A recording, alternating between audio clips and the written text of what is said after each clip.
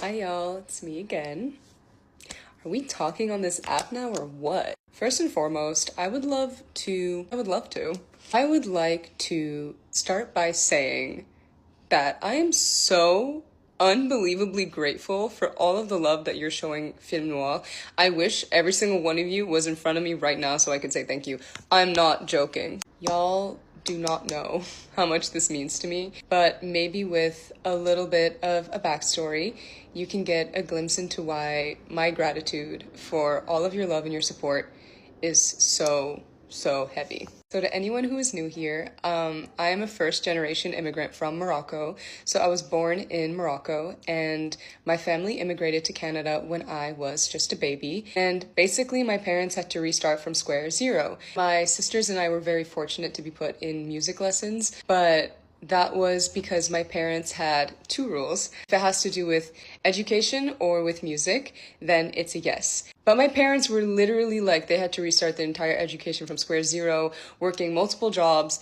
Like, it was not easy for them. All this to say, I've always loved music. I've always loved writing. I don't remember a time where I wasn't singing. I literally don't. Like, when people are like, when did you start singing? I don't remember. Like, literally when I was 5 weeks embryo. I wrote my first song when I was 6. Actually, the first song that I have like physical evidence of is one that I wrote when I was 6. I probably wrote something before that too. So I've been writing my whole life. I've always loved music. Being an artist is so unrealistic. I think you have to be so delusional to truly be an artist. There's nothing that makes sense about this job. There is like the chances are already so slim of anything ever really working out. And then you add on top of that I am an immigrant But I decided to keep my artist name as my real name, Faouzia, which I thought was so important. I had a gut feeling like as I was starting to do things professionally that it was very important that I keep my real name and not change it into something that may be more digestible to the West, because there wasn't really anybody in the space that had like a North African, Middle Eastern name. Also, I'm named after my grandma, and I love that. So all of this leading to my next point. Fast forward, I was signed to a label for 7 years, was pulled in so many different directions, and a year ago, I got dropped. So I was dropped from my label, and I don't speak about it too much or say much about it because I've always been the type of person to just pick myself back up and keep going, and I just never felt like I had the choice. I never felt like I could sit there and like wallow in self-pity, and I also never saw the point of it. I was just like, I would much rather get back up and keep going because I always had a mission.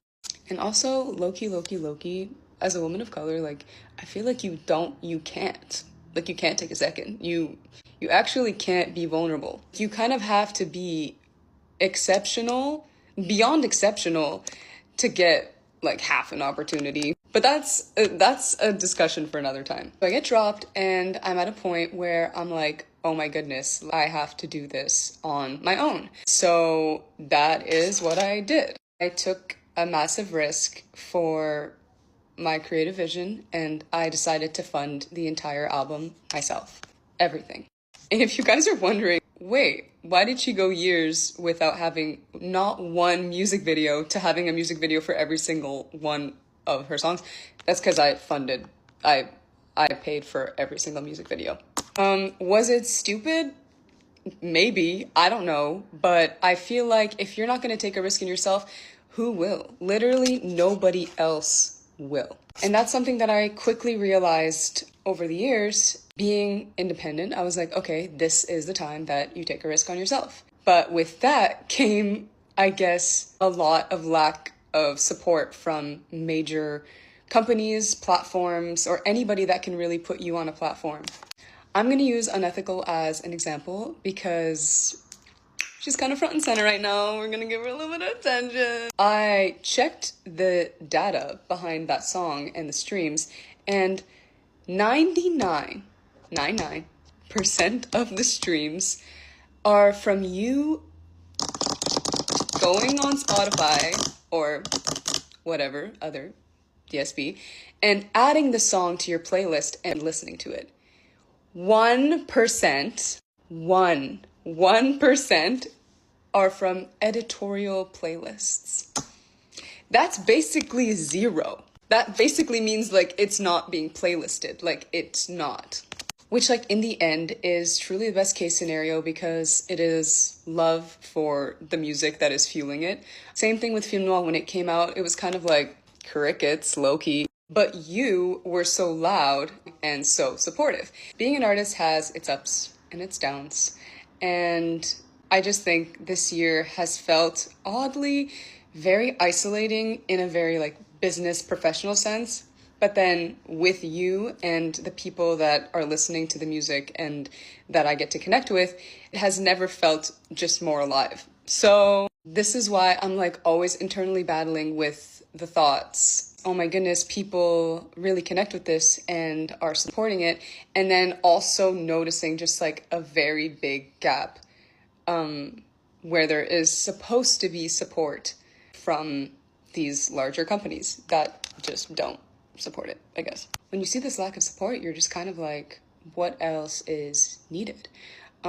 Especially when you've been going at it for like professionally for over 8 years, and you have been working relentlessly, and it's quite literally crickets. And it's not even midnight. So once again, thank you. And you better accept that thank you. I will be eternally grateful for that. Till, the day that Thanks for listening to my thoughts. I don't think they really made that much sense, but I just wanted to get them off my chest and give you guys a little bit of a glimpse into the behind the scenes and things that you may not see too much. I love you so much. Don't forget it. And I remember when I was like 5 years old, somebody asked me, what do you want to be when you grow up? And I was like, I want to be a singer. And room went dead silent. Everyone's like,